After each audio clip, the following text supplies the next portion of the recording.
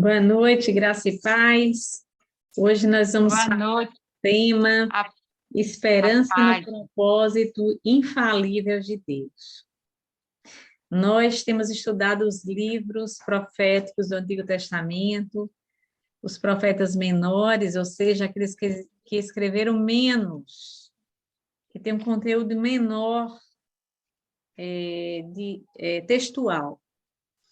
E nós terminamos de estudar o livro de Ageu, um profeta do pós-exílio, ou seja, um profeta que Deus usou para falar ao seu povo quando esse povo retorna do cativeiro da Babilônia.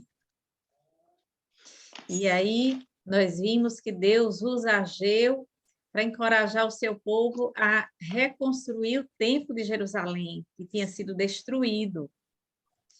E o povo de Deus ouve, o povo de Deus é tocado pela profecia de Ageu e esse povo continua a reconstrução do templo. Mas Deus não usa apenas Ageu no pós-exílio. Deus usou também um outro profeta chamado Zacarias. E nós temos na nossa Bíblia o livro de Zacarias, um livro profético maravilhoso, porque é um livro do Antigo Testamento que é um dos mais messiânicos que nós temos. Portanto, esse livro vem tratar da pessoa do Messias, do nosso Senhor Jesus Cristo. E é com foco no Messias que Zacarias ele traz uma mensagem para fortalecer o povo de Deus a continuar a reconstrução do templo e a se voltar com o coração totalmente convertido para Deus. Deus não queria um povo apenas que trabalhasse para Ele. Deus queria um povo que andasse com Ele. Deus queria um povo que o amasse. Deus queria um povo que tivesse comunhão com Ele, uma comunhão verdadeira. Então, o profeta Zacarias, ele é usado por Deus para chamar o seu povo ao arrependimento, a voltar-se totalmente para Ele. Então, nós vamos hoje começar o estudo do livro de Zacarias. Eu queria que você abrisse sua Bíblia em Zacarias, capítulo 1, para lermos dos versículos 1 até o versículo 17. Zacarias é o penúltimo livro do Antigo Testamento. Então, para facilitar aí a abertura das Bíblias, vocês podem ir para o último livro do Antigo Testamento e voltar um pouquinho para o livro de Zacarias.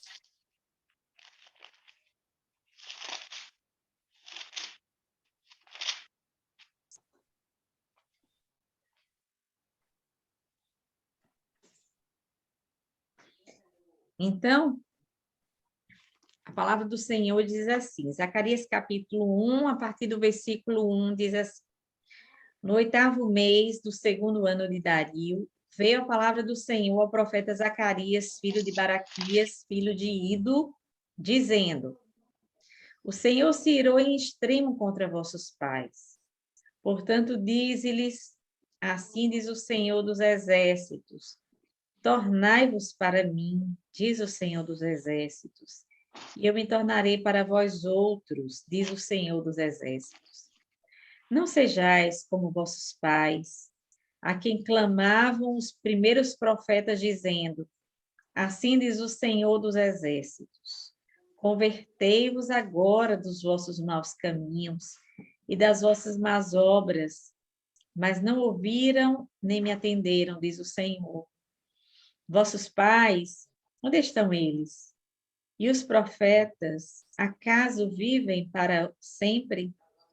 Contudo, as minhas palavras e os meus estatutos, que eu prescrevi aos profetas, meus servos, não alcançaram a vossos pais? Sim, estes se arrependeram e disseram, como o Senhor dos Exércitos fez tensão de nos tratar, segundo os nossos caminhos e segundo as nossas obras, assim ele nos fez. Vamos dar uma paradinha aqui, para depois continuarmos do versículo 7 até o versículo 17. Então, aqui nos primeiros versículos aqui do capítulo 1, o Senhor ele fala com aquele povo, com o povo que tinha voltado para o cativeiro, não eram todos, muitos ficaram ainda no cativeiro, mas aqueles que estavam ali em Jerusalém, que voltaram com Zorobabel, com Josué, para a reconstrução do templo, estes foram alvos dessa profecia aqui, dessa palavra de Deus através do profeta Zacarias. E Deus, ele fala para o seu povo que eles não deveriam ser como seus pais, ou seja, que eles não deveriam ser como aquelas pessoas de antes do cativeiro, que ouviram, né, que eram antepassados destes daqui, que ouviram, através de outros profetas, a mensagem de Deus, dizendo que elas precisavam se converter dos seus maus caminhos. Deus, amados, sempre usou seus profetas para chamar o seu povo ao arrependimento, para despertar o seu povo para voltar o coração para Ele. O ser humano tem uma tendência muito grande a se dispersar de Deus, a se afastar de Deus. É assim desde o Éden, quando Adão e Eva se afastaram de Deus. Então, essa tendência continua no ser humano, nos descendentes de Adão e Eva. O povo de Israel, eles eram amados de Deus. Deus tinha uma aliança com esse povo. Eles eram descendentes dos patriarcas Abraão, Isaque e Jacó, com os quais Deus fez uma aliança. E nessa aliança, Deus promete que vai abençoar os seus descendentes. Então, esse povo era objeto da bênção de Deus. Esse povo era objeto do amor de Deus, do amor verdadeiro, do perfeito amor. E sempre que esse povo se distanciava dos caminhos do Senhor, esfriava o coração, não queria um relacionamento profundo de comunhão com Deus, esse povo recebia a visita dos profetas de Deus, dos mensageiros de Deus, de homens que Deus levantava para chamar a atenção do seu povo para voltar-se para Ele, com o coração arrependido, querendo consertar os maus caminhos, deixando o pecado de lado. Deus mandou vários profetas. Deus levantou vários homens. E, infelizmente, os antepassados destes daqui, com quem Zacarias está falando, endureceram o coração e não quiseram se arrepender. E, por causa disso, Deus permitiu que eles fossem para aquele cativeiro. E esse cativeiro durou nada mais, nada menos do que 70 anos. Mas Deus, pela sua graça e misericórdia, prometeu que esse cativeiro ia acabar um dia. E no término dos 70 anos, Deus faria esse povo regressar à terra de Israel, e daria a esse povo a condição que precisavam para a reconstrução da cidade, para a reconstrução do templo, que era o espaço mais importante que existia ali, pois era no templo em Jerusalém que se manifestava a glória de Deus no meio do seu povo. Deus, ele se manifestava no templo e o povo se sentia abençoado pela presença de Deus ali no meio deles. Então, esse templo precisava ser reconstruído, para que a glória de Deus novamente se manifestasse no meio do seu povo, para que o povo tivesse um espaço de adoração, de relacionamento, né? De adoração mesmo, de serviço, num lugar a Deus. Então, Deus usa Zacarias para dizer para aqueles que estão voltando, que voltaram, que eles tivessem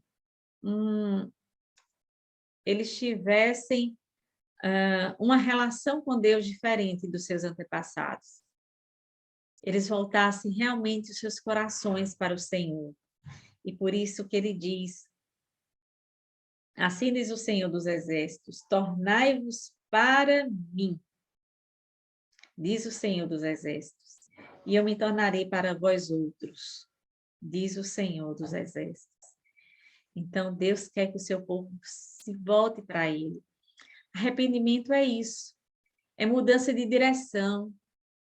Não se arrepende aquele que continua na mesma direção, seguindo o seu próprio coração perverso e pecaminoso, distante daquilo que Deus o orienta. Deus tem a sua vontade, e a sua vontade para o ser humano está revelada em sua palavra, está plenamente revelada em sua palavra. E nós nos voltamos para Deus, fazemos esse caminho de volta, quando abandonamos a direção do nosso próprio coração, deixamos de lado as nossas inclinações pecaminosas, nossa inclinação para o erro, e voltamos o nosso coração para servir, para obedecer à vontade do nosso Deus, do nosso Senhor. E era exatamente isso que Deus queria que o seu povo aqui fizesse.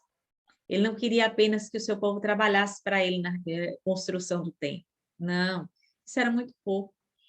Deus queria corações voltados para ele, entregues, rendidos, que o amassem e vivesse, portanto, em obediência à sua vontade, à sua palavra. Porque a vontade de Deus é melhor para a nossa vida. Infelizmente, o nosso coração nos leva para caminhos que não são os melhores. São caminhos, muitas vezes, que o seu fim é tristeza, é abatimento, é angústia, são lágrimas. São caminhos, muitas vezes, até de morte. Quantos estão andando por caminhos que, no final, redundará em morte, em destruição? Mas Deus tem algo melhor para o ser humano. A proposta de Deus é a melhor para o ser humano, porque Deus, ele nos criou e ele nos ama. E o Deus que nos criou sabe o que é melhor para a nossa vida. Ele sabe o que é melhor para nós. Deus sabia o que era melhor para o seu povo. E por isso que ele chama o seu povo ao arrependimento verdadeiro, genuíno. Então, Deus, ele está aqui aconselhando, porque ele ama esse povo verdadeiramente, e por isso ele diz, não sejais como vossos pais. A quem clamavam os primeiros profetas, dizendo, assim diz o Senhor dos Exércitos. Deus, ele falava através dos seus profetas para o povo, para os antepassados destes aqui. E a mensagem amorosa de Deus dizia para aquelas pessoas, convertei-vos agora dos vossos maus caminhos e das vossas más obras. Mas o próprio Deus está dizendo para eles aqui que aqueles antepassados não ouviram. Ele diz, mas não ouviram, nem me atenderam, diz o Senhor. Irmãos, até que ponto o povo de Deus chegou nesse tempo? Deus falar e o povo não ouvir. Não ouvir aqui é não atender, é não dar ouvidos. Uma coisa é escutar, outra coisa é escutar, é ouvir com atenção, é dar ouvidos, é obedecer. É disso que o Senhor está falando. Eles não atenderam a voz do Senhor. Quantas pessoas hoje não estão atendendo a voz do Senhor? Deus ainda tem profetas nesses dias. Todos aqueles que falam a sua mensagem,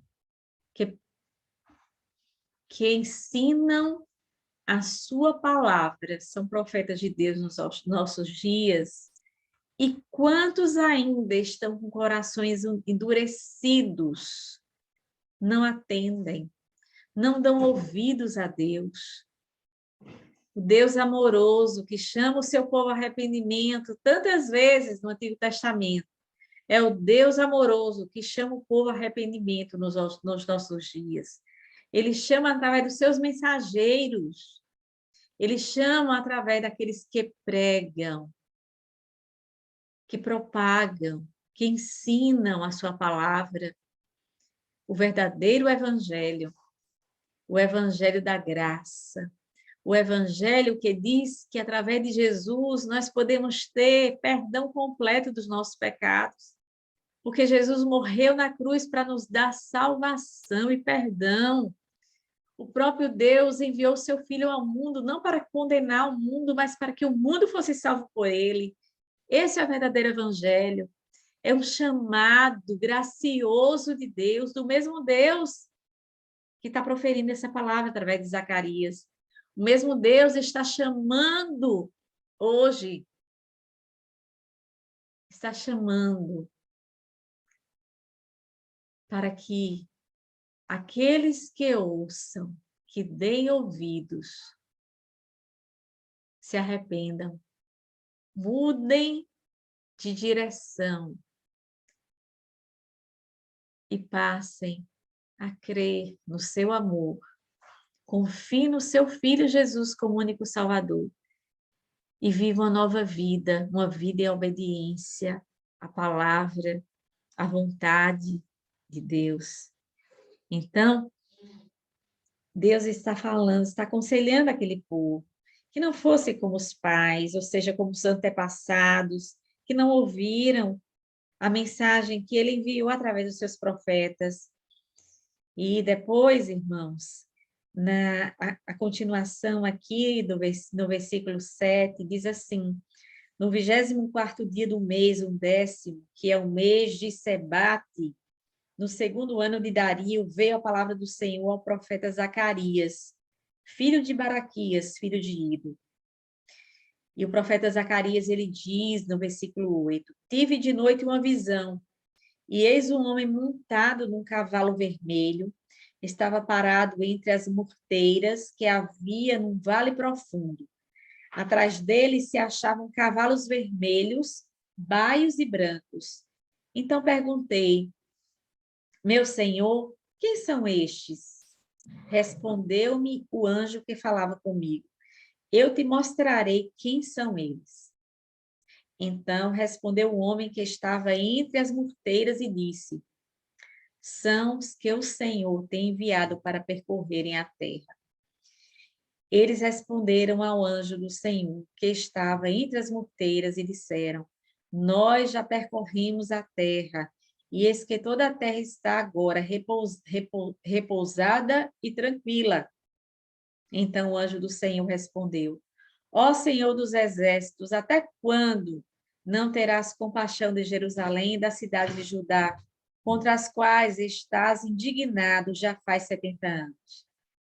Respondeu o Senhor com palavras boas, palavras consoladoras ao anjo que falava comigo.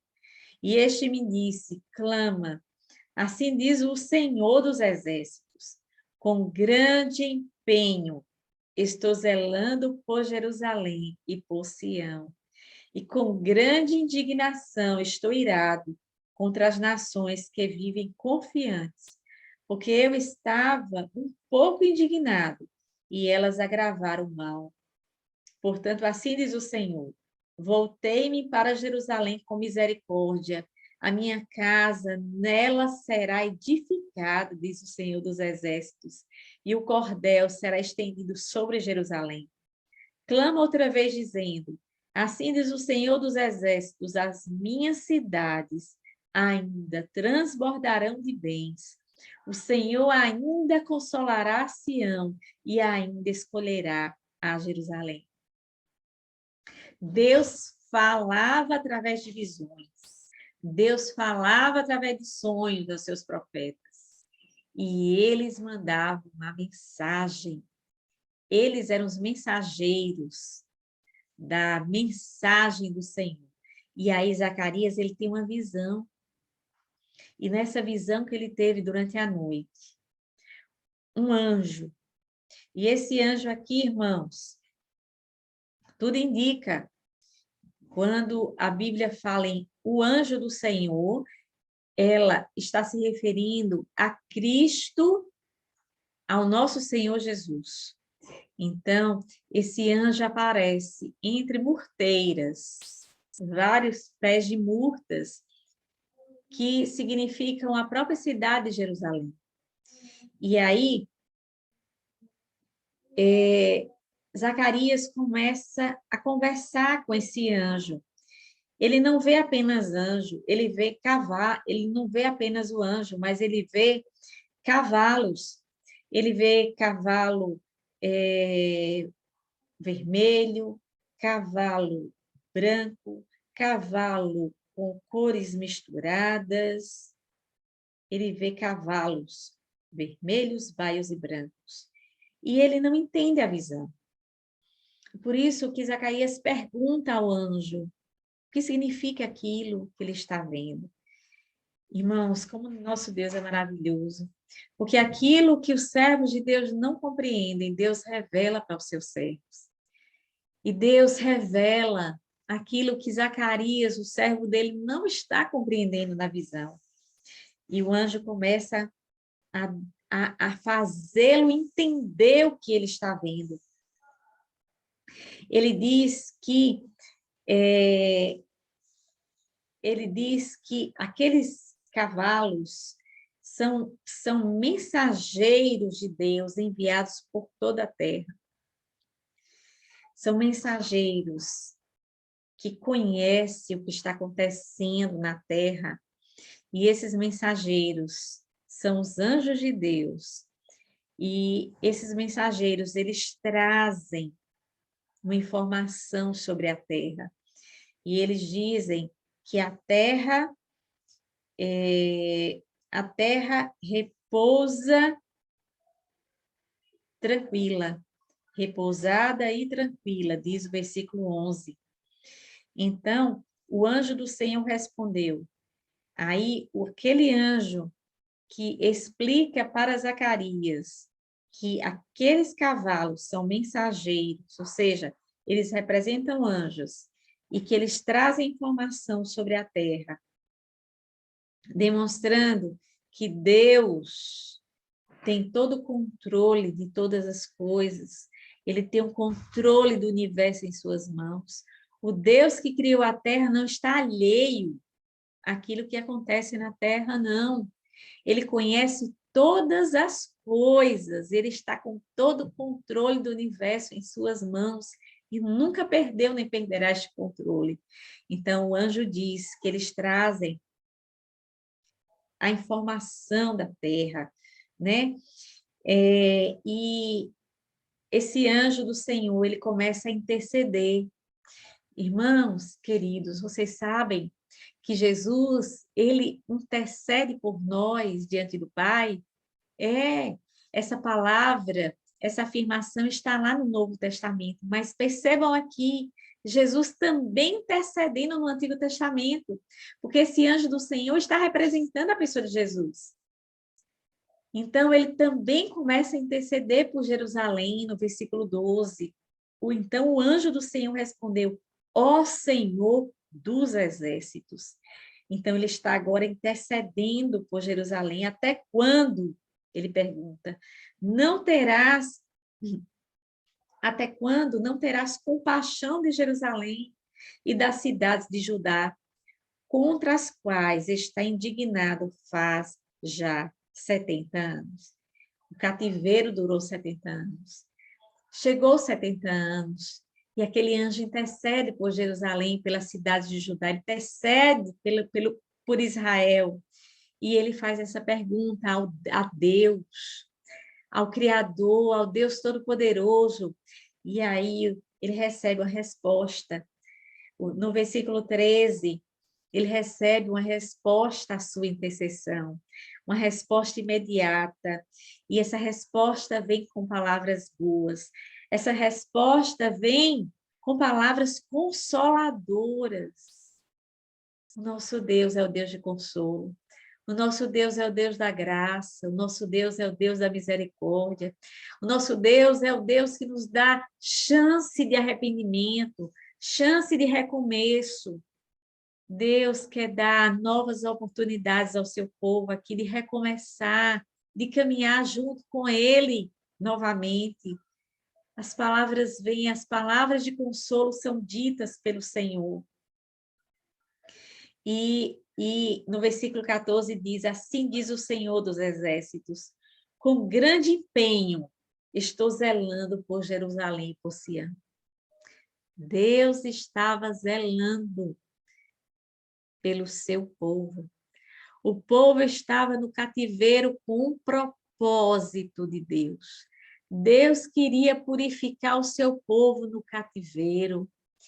Ele, através daquele sofrimento de 70 anos, estava querendo libertar o seu povo dos ídolos, da idolatria. E Deus fez isso. Deus arrancou os ídolos do coração do seu povo. Ele tirou esse pecado terrível, tenebroso do meio do seu povo.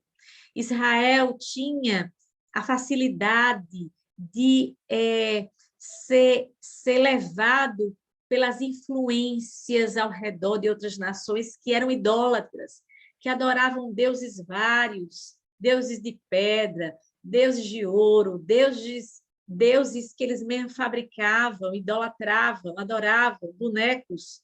Israel terminou se contaminando. E além de adorar o Deus verdadeiro, eles começaram a adorar ídolos. E Deus não aceitava isso. Porque Deus quer exclusividade. Ele não divide a sua glória com ninguém. Então, o povo dele teve que passar pelo cativeiro de 70 anos para se corrigir dos seus maus caminhos. Deixar de lado a idolatria, deixar de lado outros pecados que era uma afronta à santidade de Deus. Então, 70 anos, os 70 anos já tinha se passado e agora era tempo de Deus libertar o seu povo por completo, restaurar a Jerusalém completamente. E aí Deus diz assim, que está zelando por Sião. Ele está já zelando por Jerusalém.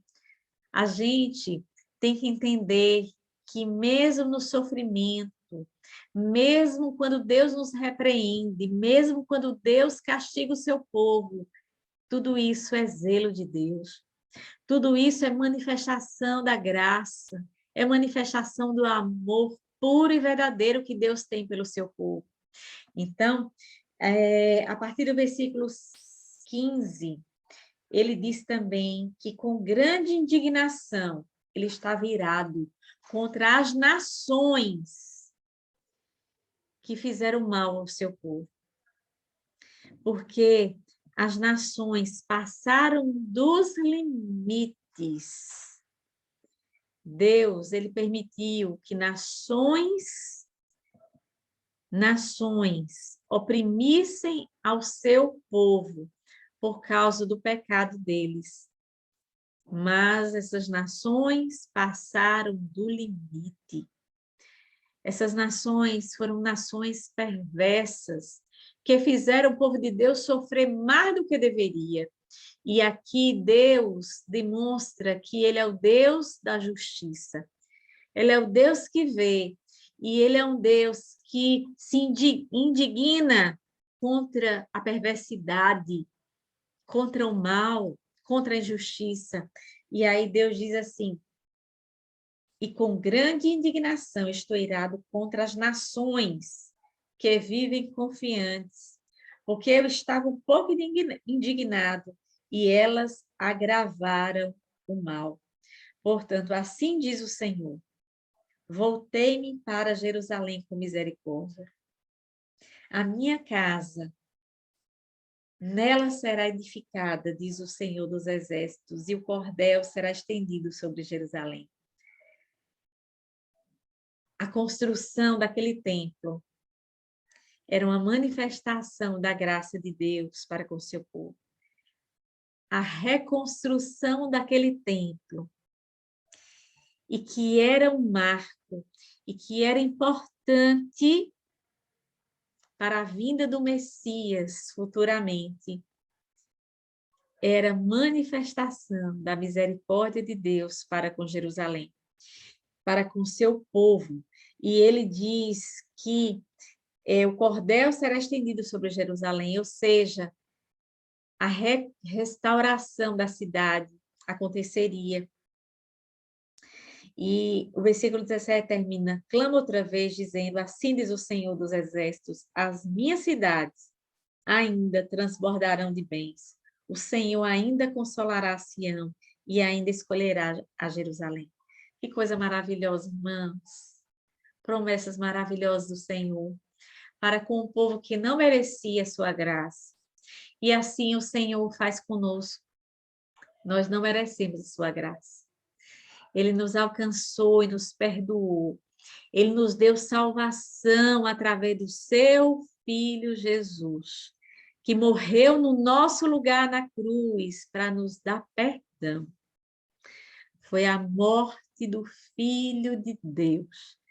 Foi a morte do Filho perfeito de Deus numa cruz que nos dá o direito de receber o perdão de Deus.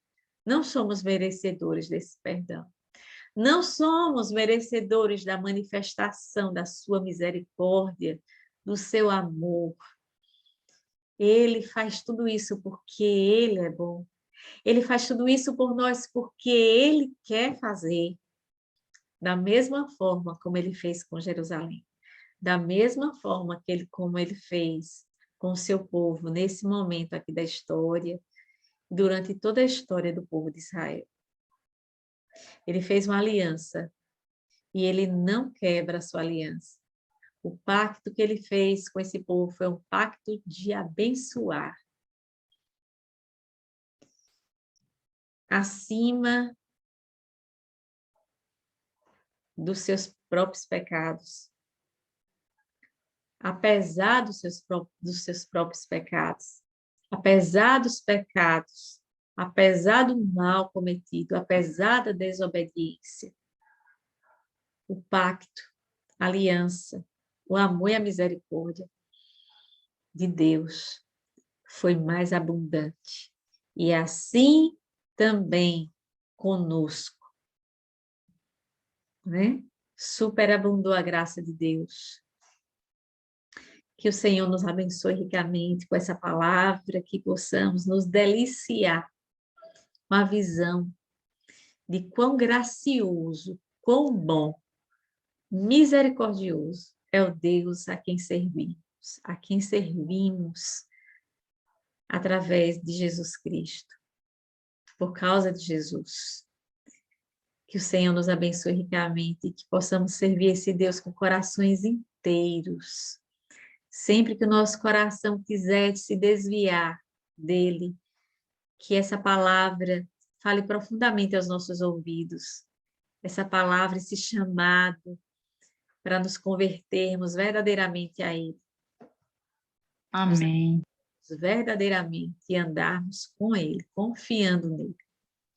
Então, Amém, glória a Deus.